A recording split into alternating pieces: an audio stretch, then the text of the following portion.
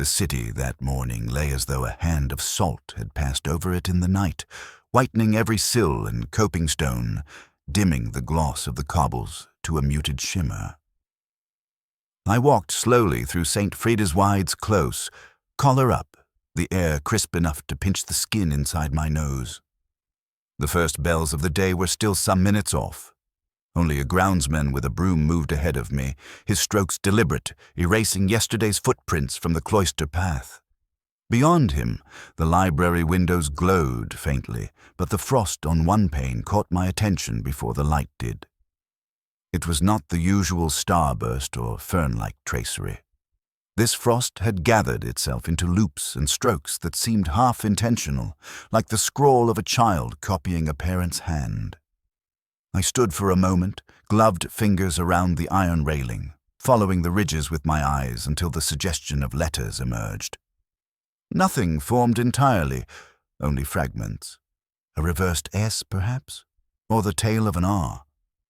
I remember thinking how the mind is a desperate decipherer, forever imposing sense upon accident. And yet I could not quite persuade myself it was random. I pulled the folded crossword from my coat pocket and tried to warm my fingers against it. Yesterday's puzzle, unfinished, with a single clue still empty. 7 letters, a word for a thing glimpsed but not grasped. It had eluded me all evening over a glass of whiskey and an opera on the radio. Now, in the pale cold, the missing word felt almost within reach, though I could not name it. My phone, muffled inside the coat, began to vibrate. Lewis's voice came through without urgency, but with that wary edge he adopts when a situation might yet harden into something serious. A guest at the Riverside Inn, Folly Bridge Way, found dead in his room this morning. Name not yet confirmed. Nothing overt, nothing messy. Could I come? I said I would, though my gaze lingered on the frost, as if it might shift and clarify in my absence. Lewis, sensing the pause, added that the local constable had sealed the room but was uneasy about the look of it. When he rang off, the silence returned with greater insistence. Somewhere, a rook cawed and dropped a flake of snow from the branch onto the grass below. As I turned to go, the groundsman glanced up from his sweeping. He nodded, a brief tilt, then went back to his work. I thought of the countless students who had walked this path before dawn, books under arms, secrets folded into their gowns. I wondered what it cost to keep a place so outwardly serene, how many small transgressions the frost had witnessed before melting away. Crossing the close, I slowed again by the library window. In the dim light behind the pane, a figure moved between stacks. Perhaps a librarian, perhaps only my own reflection. The frost shapes caught a ray of sun just then and glimmered like faint silver writing. I wrote the suspected letters in my mind. S-R, maybe an E at the end. Nothing. Coherent. Yet I tucked the image away, as I have always done with stray details that resist explanation. The path out to Folly Bridge took me past the river where mist rose from the water like a thin exhalation. I kept thinking of that unfinished clue. 7 letters for something glimpsed but not grasped. The answer hovered on the edge of memory like a melody I once heard in a chapel and could not name later.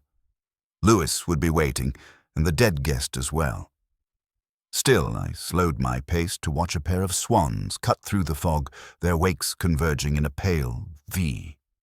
It struck me then, as it often does, that a case begins long before the call arrives, in the unnoticed hours when one's attention falters over a detail that later will seem inevitable. I slipped the crossword back into my pocket. The frost on the window pane receded behind me, already softening as the morning brightened.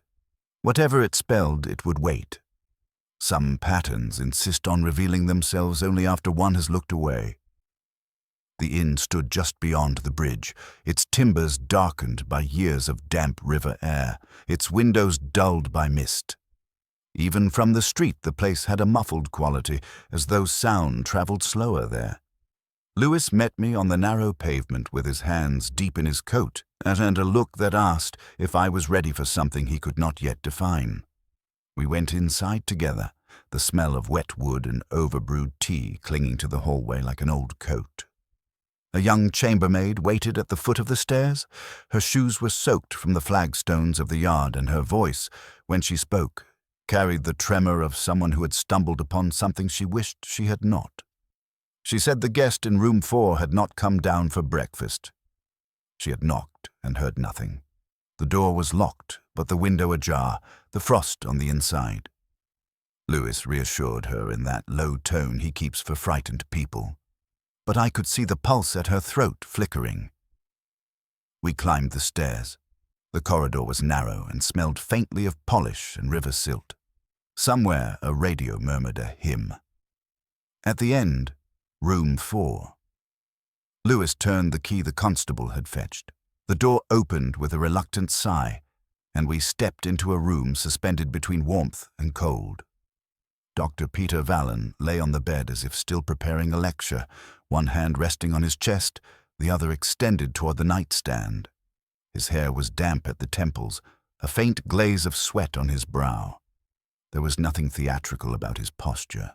The untidiness was subtle. A collar buttoned wrong, a notebook fallen to the floor. I stood by the foot of the bed and felt the odd stillness of a mind suddenly absent. Above him, the window pane had filmed with frost, thick enough to catch the pale morning light. At first it was only white veining, but as I leaned closer, I saw curves and hooks like a handwriting begun and abandoned. Lewis murmured something about condensation and cold nights. I traced the pattern with my eyes. An H, perhaps, or a reversed N. Not enough to name, yet too deliberate for chance. On the dresser, a sealed envelope rested against a teacup. The handwriting, firm and old-fashioned, bore a single initial. H. Lewis lifted it and turned it over in his gloved hands, but did not open it. He looked at me as if to ask whether it mattered. I told him it always mattered, though I could not have said why. I moved to the small desk in the corner. The top was cluttered with papers, one of them a draft of a lecture on disputed authorship in Victorian poetry. The final paragraph contained a line from Hardy, except it was wrong by a single word. The error was the sort one makes only if one is quoting from memory rather than text. I noted it silently, feeling that faint electric thread of deduction begin to hum somewhere at the back of my skull. Lewis asked if I thought it was natural causes. His voice had a tentative edge, as though he hoped for an easy answer but suspected otherwise. I said only that appearances were rarely dependable, and that even frost could be a witness if one knew how to read it. We stood there a while, the three of us, 2 living, 1 absent, while the room adjusted to our presence. Outside, the river pushed against its banks with a muted hiss. The chambermaid hovered at the threshold, her hands twisting the edge of her apron. I asked her if she had entered before us. She shook her head. She had only seen the window open and the frost forming inside like breathing. That small reversal, outside in, inside out, lodged itself in my mind. Lewis finally drew the curtains to let in more light.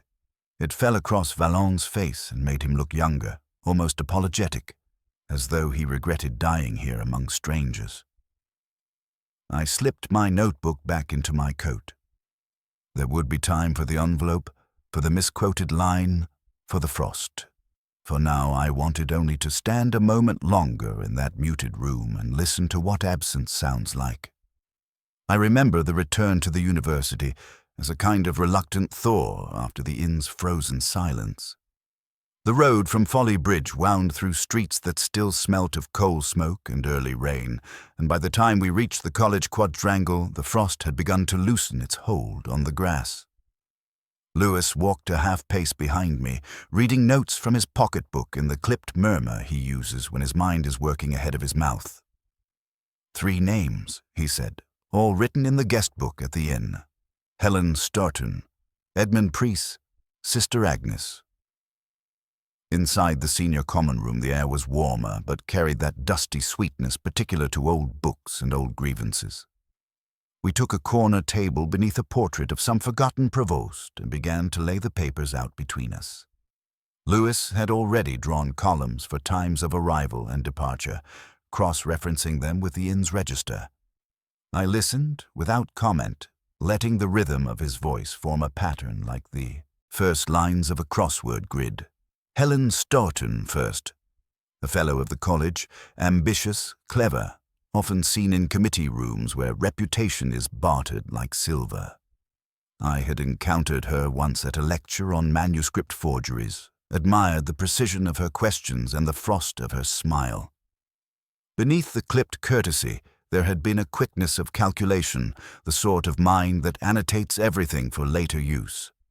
She had been at the inn under the pretext of working on a local archive, though the timing of her visit coincided too neatly with Vallon's arrival. Edmund Preece next, once a poet of promise, now a man living on the sediment of old praise. His latest book had received polite notices, but no sales to speak of. Lewis remarked that Preece and Vallon had debated publicly about authorship attribution the previous term. I recalled that debate. Preece had quoted Hardy from memory and had changed a word without noticing. The same error, I realized, that appeared in Vallon's lecture draft by the bed.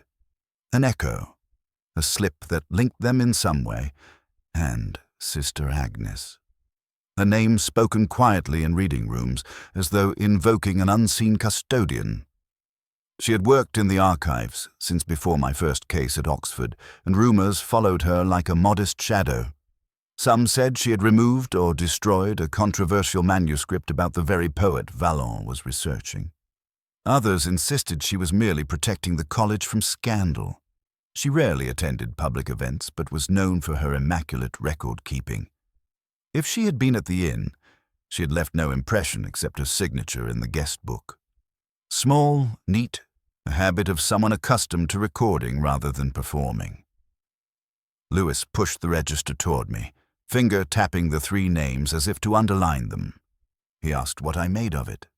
I said nothing for a moment, tracing the ink loops with my eyes. The handwriting of each entry was distinct, yet all had been signed within minutes of each other, a convergence too neat to ignore, like answers in a crossword that intersect at a single elusive letter. I rose and walked to the window. Outside, the quad lay under a pale drizzle, the flagstones shining.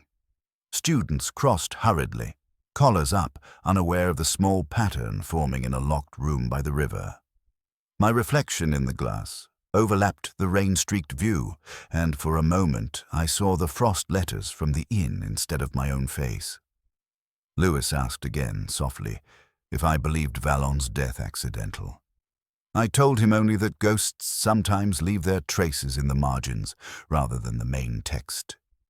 He frowned, but wrote it down, as he always did. I noticed then a small ink smudge on the edge of Helen Staunton's address in the register, not from the innkeeper's hand, but hers. She had pressed too hard, as though hesitating before finishing the name. When we left the common room, the air smelled faintly of wet paper.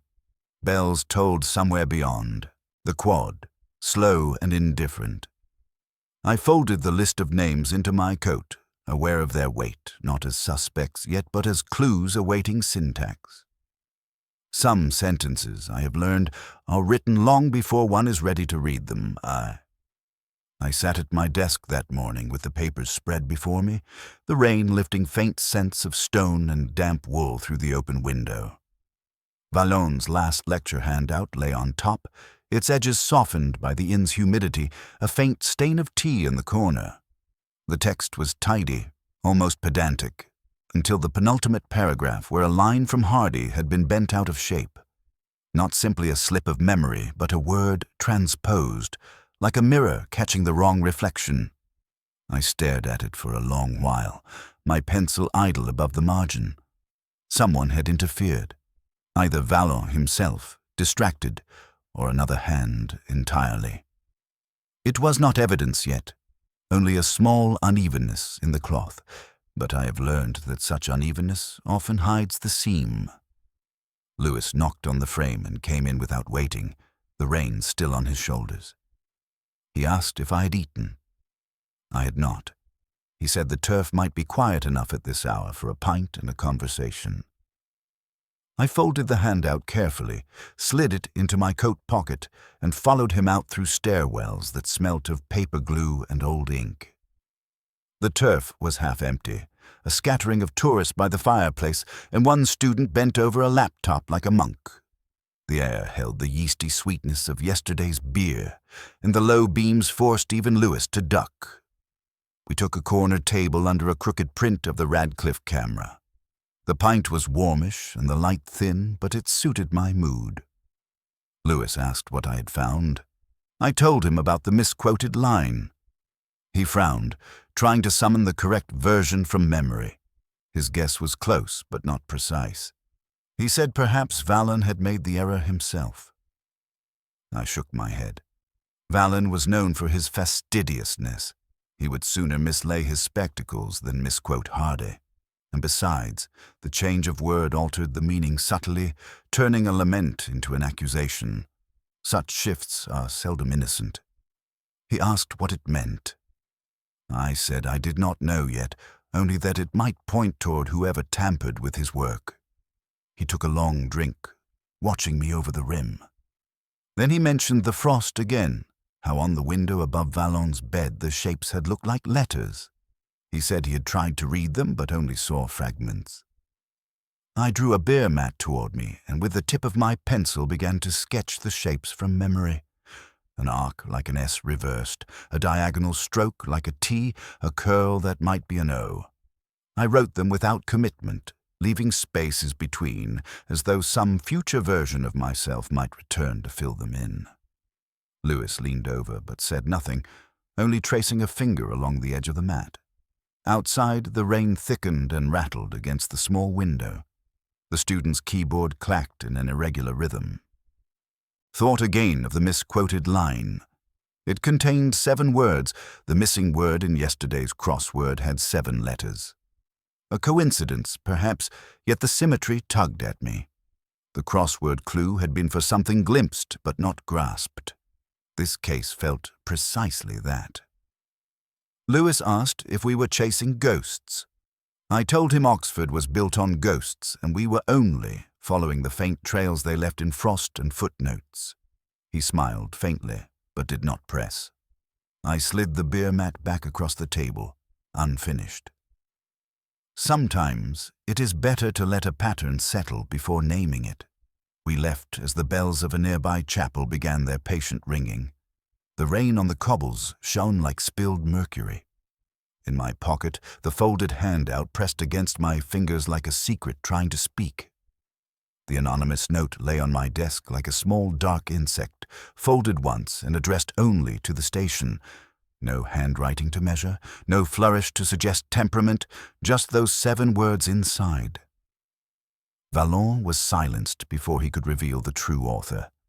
The paper smelt faintly of incense, or perhaps of a drawer that had kept prayer books too long. I read it twice, then a third time, as though the repetition might conjure a fingerprint. Lewis hovered by the door, pretending to tidy a pile of statements, and finally asked if it meant what it said. I told him it was a claim, not yet a fact, and slipped it into my coat. Some truths arrive like letters sent too late. The Bodleian that afternoon was a hushed sea of heads bent under green-shaded lamps. Rain slicked the mullions and turned the quad outside into a mirror. I moved among the desks with that quiet thrill I always feel in libraries where the smell of paper and dust has the gravity of ritual. At the appointed shelf, I found the disputed poem Vallon had been about to authenticate. It was slim, anonymous, published in 1847 under a title as pale as a pressed flower. Turning the pages, I saw marginalia in Vallon's hand, neat but restless, small arrows linking phrases to names scribbled in pencil. One of the notes repeated the misquoted Hardy line from his lecture. But here, in the Bodleian copy, the line stood correct. He had written beside it, "Confirm against Staunton's transcript." I stood for a long while, the poem open, hearing the faint creak of the reading room's floorboards as students shifted. In the silence, I felt the idea forming, half-born. Someone had provided Vallon with a flawed transcription.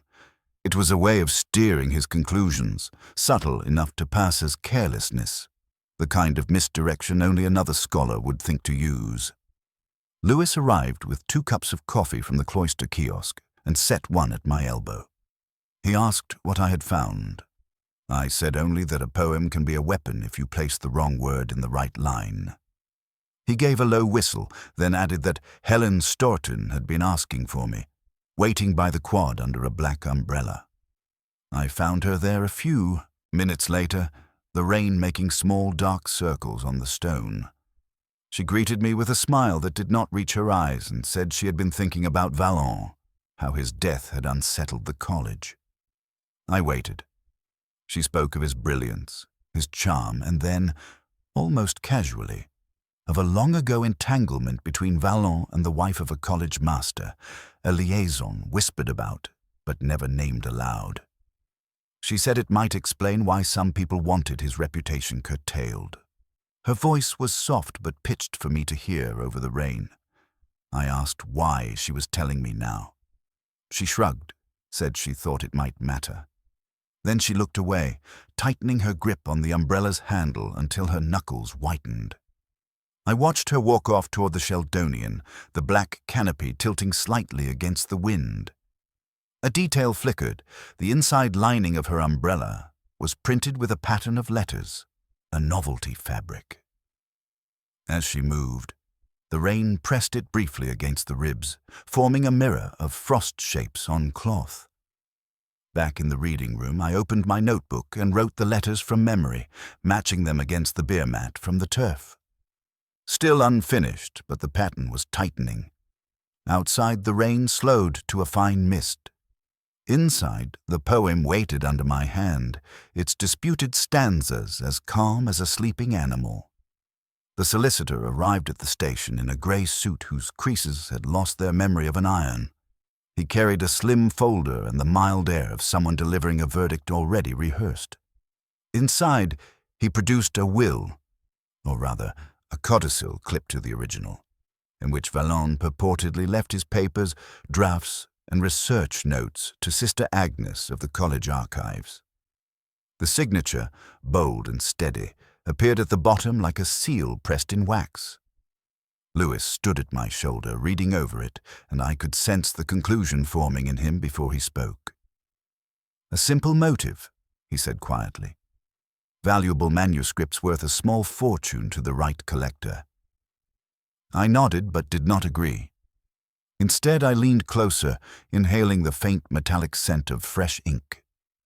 The codicil had been dated 3 days before Vallon's death, yet the blackness of the script held a gloss no older than last night.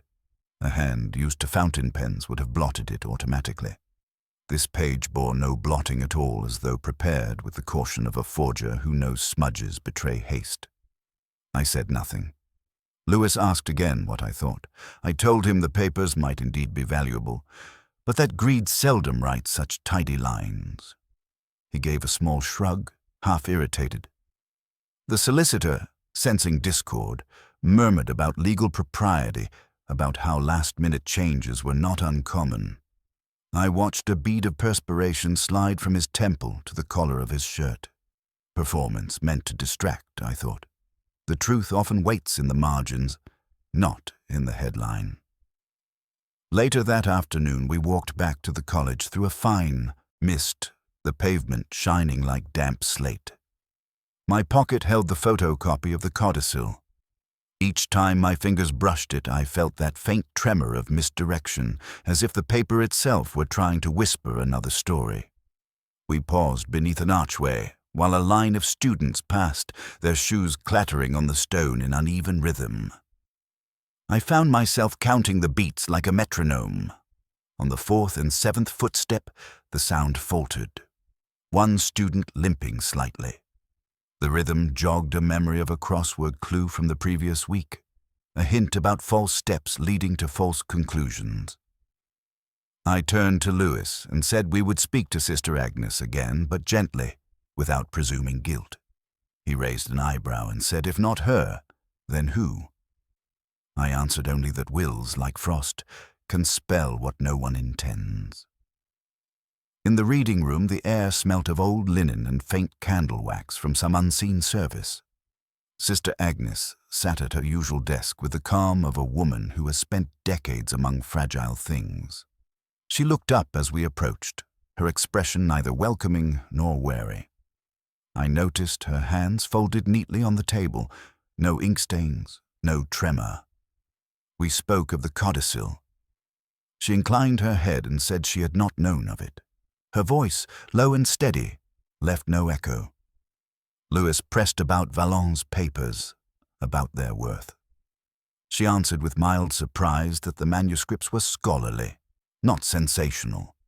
A small slip, then. She referred to a second draft of the codicil, though we had mentioned none. I watched her face, but no recognition of the slip flickered. The detail lodged itself quietly in my mind. When we stepped back into the quadrangle, the mist had thickened into rain. I felt the codicil's weight in my coat, light as tissue, yet heavy with intention. Lewis muttered that at least we had a motive now. I did not correct him. Some red herrings must be allowed to swim a little before one sees the hook hidden beneath their scales. I went back to St. Frideswide's close before sunrise, when the street still belonged to milk vans and birds with cold feet. The frost had returned overnight, not the decorative lace of a postcard, but a harder skin, brittle under the sole, silvering the stone until it looked like something pulled from the riverbed. I walked without hurry. In such hours, the city's noise collapses into a soft hum, and you can almost believe each footstep belongs to someone long gone. The college hall smelled of wax and last night's claret. Chairs stood upended on tables like sleeping animals. I switched on a single lamp near the portraits, its glow weak but sufficient.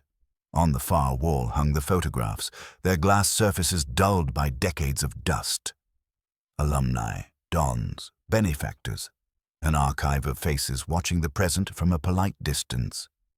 I was looking for nothing in particular, yet my hand moved along the frames as though memory had already chosen. Third row, far left, a winter symposium, 20 years back. The image had the dim crispness of an old negative. Snow outside the windows, coats buttoned high, the heavy drapery of academic robes. Vallon stood near the center, younger but already with that air of patient superiority. To his right, Helen Stourton, hair darker, eyes lifted just enough to avoid the camera. Further along, Edmund Preece, gaunt even then, the thin smile of a man pretending not to be out of place. It was not their faces that stopped me, but the window behind them.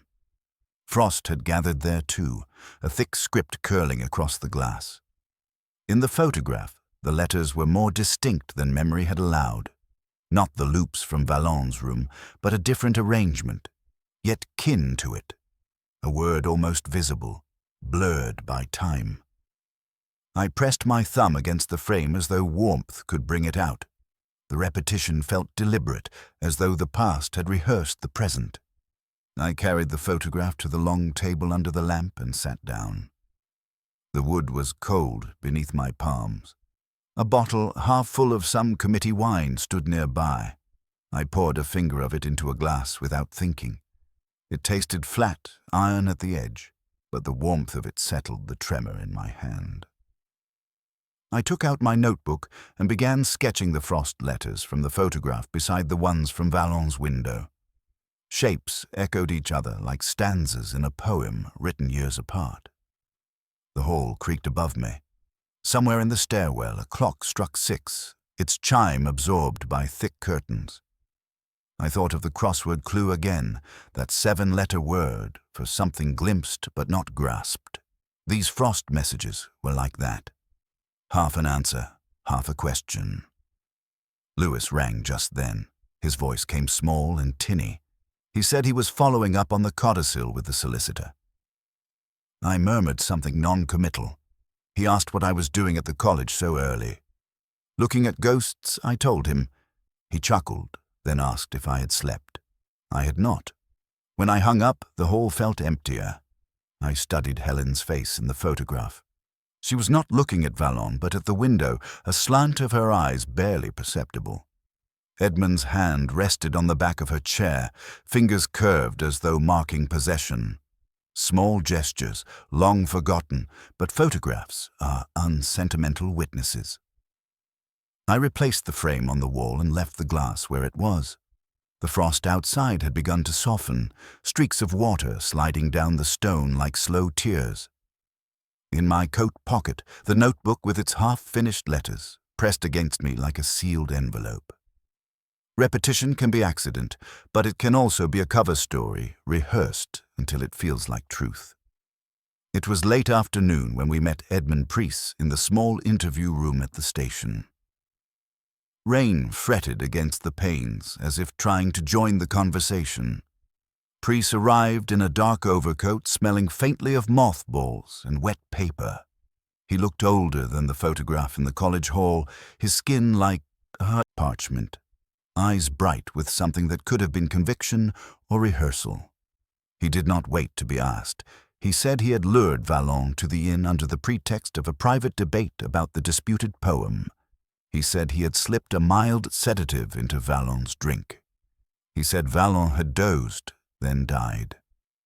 The words came in a steady stream, arranged with the balance of a sonnet. Each detail aligned too neatly with the evidence we held, as though he had read our file before speaking. Lewis glanced at me once, a brief flicker of triumph. At last a motive, at last a confession. I kept my gaze on Preece's hands. They lay on the table, palms down, the right thumb brushing the left in a slow rhythm. Not the fidget of guilt, but of composition. I asked why. He said Vallon had stolen his research, belittled him in public, ruined his final chance at recognition. He said he had acted in anger, not calculation. The phrasing was careful, a cadence almost literary. Something in it began to itch at the back of my mind. When he described Vallon's final moments, the words echoed a passage I had read years ago in Hardy, a minor novel whose protagonist dies in a riverside inn under suspiciously similar circumstances. Even the temperature of the room, the position of the hands, the window ajar for air. Preece's confession sounded like someone narrating a favorite scene rather than reliving an act. Lewis pressed him on details: the bottle, the glass, the timing. Preece supplied each answer without hesitation, each one plausible but somehow weightless. I asked what drug he had used. He named one long out of production, something once used by country doctors. I asked where he had obtained it. He said from a forgotten bottle in a friend's surgery. No name given. The answers drifted like frost smoke, visible but insubstantial. When the interview ended, I rose slowly. Preece remained seated, hands folded as if awaiting applause. I left the room unsettled. Lewis caught up with me in the corridor and asked if I believed him. I said belief was a word for church, not for police work. He looked puzzled. Back in my office, I shut the door and took out the sealed envelope we had found in Vallon's room. The paper had grown softer from being handled, the seal already broken by evidence staff. Inside was a single sheet, no confession, no revelation. Only a half-finished crossword clue in Vallon's hand. 7 letters. The same stubborn absence from my own crossword days ago. I stared at the clue until the letters blurred. Preece's confession, the frost patterns, the misquoted line, the photograph, all of it seemed to hover at the edge of a larger shape, like a word glimpsed in a mirror. I wrote the clue in my notebook, leaving a blank for the answer. Sometimes the mind must sit with incompleteness before it can see. Outside, the rain had eased into a fine mist, the light fading to that soft grey which belongs to Oxford alone. In the quiet, I could hear my own pulse, slow and insistent, like a metronome marking time for an unseen piece. Priest's voice still echoed in it, not as guilt but as quotation. I closed the envelope and slid it back into the file. Some patterns announce themselves with clarity. Others require patience, a glass of whiskey, and the long silence between bells. Night had folded itself around my flat like a heavy curtain. The city beyond the window was reduced to a scatter of sodium lamps and the occasional hiss of tires on wet tarmac. I'd left the office early but taken the case with me, as always. A bundle of papers and the weight of a voice echoing from an interview room. Priest's confession still rang false, its cadences lifted from literature rather than life. I set the papers aside and put on an old recording of Verdi. The aria drifted low through the room, not loud enough to command attention, but enough to lend a pulse to the air. A small glass of whiskey stood at my elbow. I had drawn the curtains, but left one gap, through which the faint glow of the streetlight fell like a bookmark across the table. On the table lay my notebook, and, beside it, the beer mat from the turf with its tentative shapes. The frost letters had been haunting me since the morning at the inn, and again since the photograph in the college hall. Tonight I meant to look at them without distraction, to see if repetition would at last surrender meaning. I sketched the shapes again. Slower this time, tracing each curve as though my pencil were touching the glass itself, an arc, a diagonal, a loop.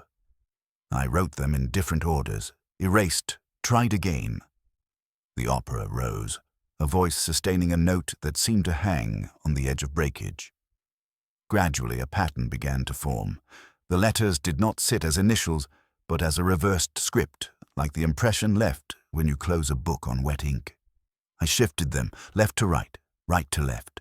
The name emerged faintly, like a photograph in developing fluid. Storton, backwards. I stopped, pencil poised. The room felt suddenly colder, though the radiator ticked at my feet. Storton, Helen, present at the inn, present in the old photograph, the misquoted Hardy linked to her transcript. I did not yet have a crime, only a chain of echoes, but the frost had given me a name without asking. I went to the window and looked out. The street below was empty except for a single cyclist gliding past, his light wobbling like a small star. My breath fogged the glass. I pressed a finger to it and felt its chill.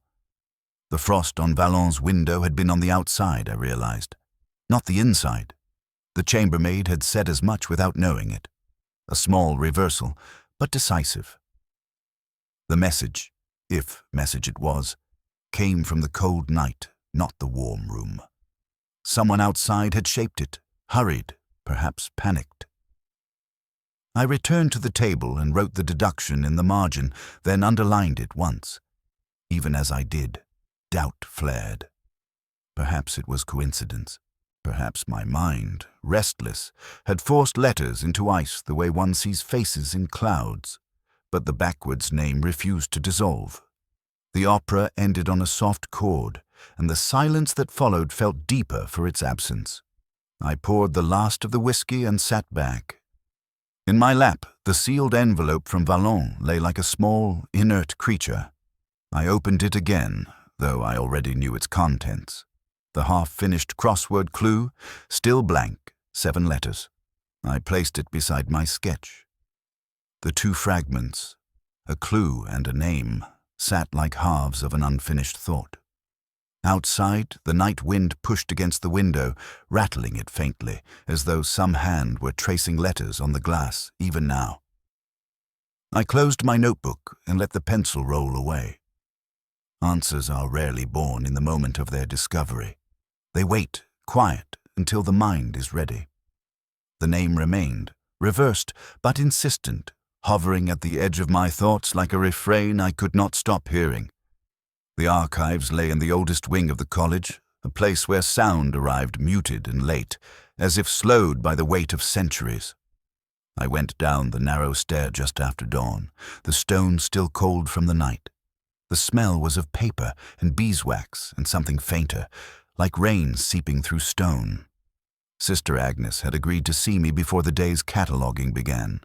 She waited at a long oak table under a lamp with a green shade, its glow falling across stacks of index cards arranged with the patience of a gardener.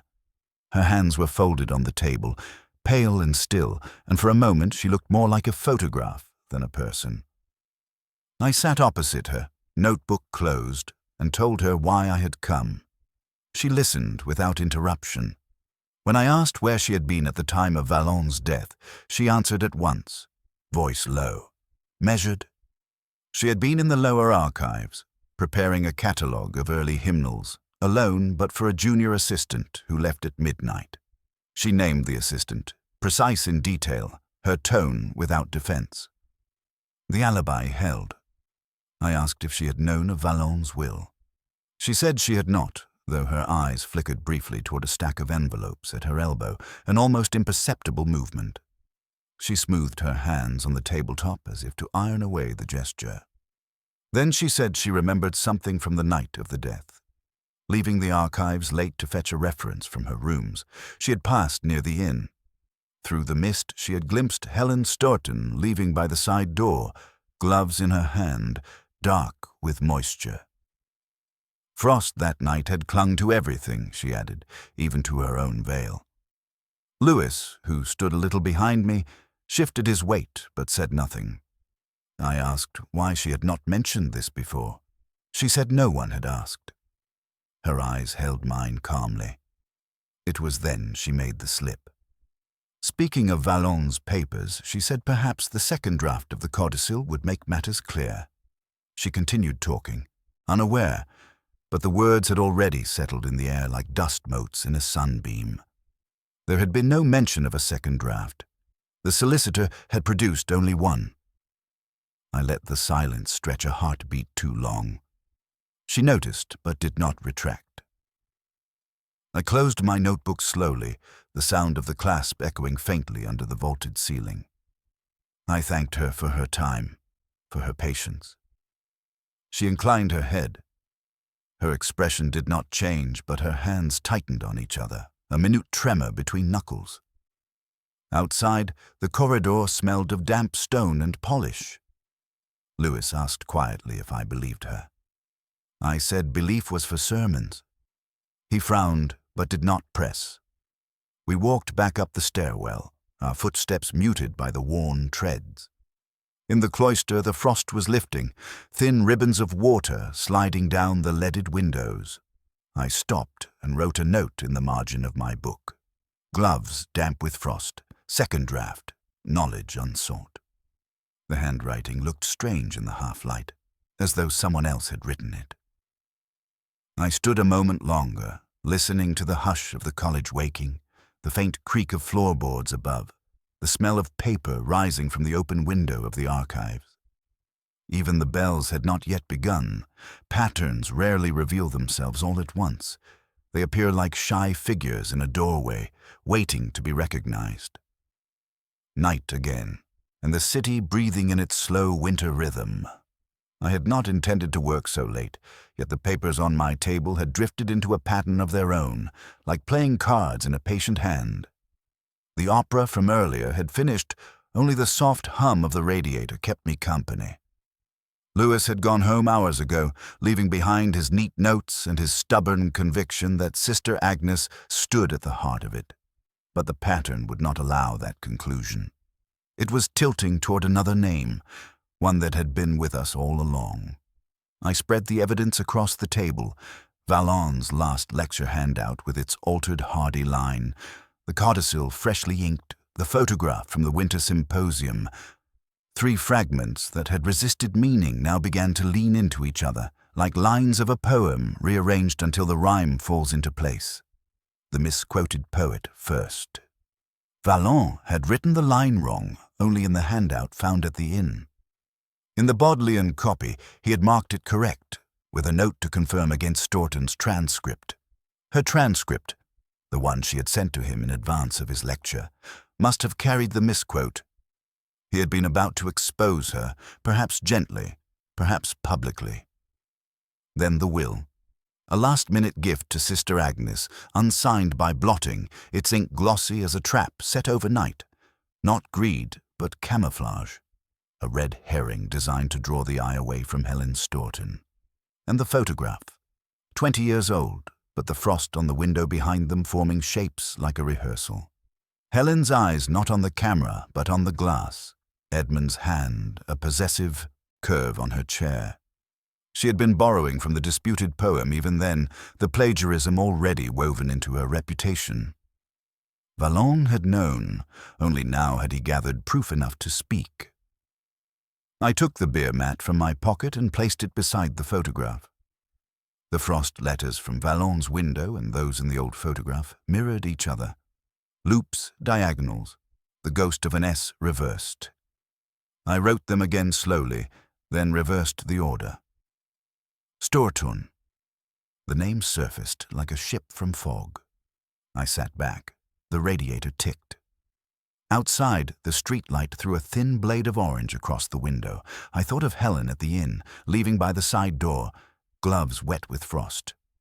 She had tried to wipe away the condensation, perhaps only to see out, perhaps in panic, and in doing so had traced her own name backwards on the cold glass. Frost remembers longer than fingers.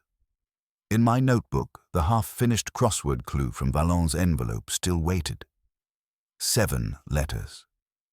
The word for something glimpsed but not grasped. I wrote it again beneath the name. Not yet. Some answers resist even at the moment of discovery. I poured a measure of whiskey and held it without drinking. The air smelled faintly of paper and rain seeping through the old sash. I thought of Helen's poised questions at the lecture on forgeries, her frost of a smile. Ambition is a quiet engine. It runs even in the cold. The evidence on the table did not shout, it whispered. Rearranged, it told a story of theft, not of objects, but of words, a betrayal of authorship reaching back decades, and of a man, Vallon, too meticulous to let it remain hidden. I closed the notebook. Outside, the frost was forming again, small white veins creeping across the glass. For a moment, I imagined letters there, another message from the night. But the pane stayed blank. Only my own breath blurred it, then cleared. The bells of a distant chapel marked the hour. I felt the case shifting inside me, still incomplete but changed. Another name revealed, though not yet spoken aloud. Some truths must be held a moment longer, like a note in an area, before they are allowed to fade. The morning of her arrest broke colorless and thin, the kind of February light that seems to come from nowhere. Lewis and I stood on the edge of the quadrangle while 2 plainclothes officers guided Helen Staunton across the flagged stones. She walked without resistance, her coat buttoned high, a strand of hair loose at her temple. The frost lay unbroken on the grass, giving the scene a hush like an unfinished prayer. Students passing on their way to lectures slowed instinctively but did not stop. Oxford has grown used to its own small scandals. Helen kept her eyes on the chapel door as she crossed the yard, and for a moment I wondered if she saw herself reflected in its dark wood, a younger scholar stepping out into a colder world. Her gloves were in her pocket. She had not brought them this time. Lewis shifted beside me, hands in his coat, and murmured something about inevitability. His breath hung briefly in the air, then vanished. When the car door closed on her, a flake of frost slid from the roof and fell to the pavement. It broke soundlessly. She sat inside, profile turned away, as if already moving into another life where her name would be written differently. The car drove off without urgency, leaving only the faint smell of exhaust and the mark of its tires in the frost. We did not speak on the walk back. The college buildings leaned inward, their windows silvered. In the silence I could hear the echo of Vallon's lecture hall, the whisper of pages turned in the Bodleian, the thin sound of a pencil tracing letters on a beer mat. Cases do not end, I have learned. They thin out like breath on cold glass. Later, alone, I walked once more through St. Friddiswide's Close. The frost was already softening, patterns sliding into water. The window where I had first seen the shapes now held only a blur of white veins, indistinct as a dream half remembered on waking. I stopped beneath it, listening to the slow drip of meltwater from the eaves. A blackbird called once, then fell silent. I took the folded crossword from my pocket. It had traveled with me through every interview, every corridor, like a small, silent companion. The 7-letter clue that had resisted me for days stared back. A word for something glimpsed, but not grasped. My pencil moved without pause now. Regret. I held the word for a moment, then folded the paper and slid it away before Lewis could see. Some answers are better kept in the pocket, warming the cloth rather than shared aloud. The frost on the window above me shimmered as a weak sun pushed through the cloud. It no longer spelled anything, or perhaps it spelled everything, its letters dissolving faster than I could read them. I turned toward the street, my footsteps muffled by the damp stone, the smell of paper and rain still clinging to my coat. In Oxford, even frost can remember a name.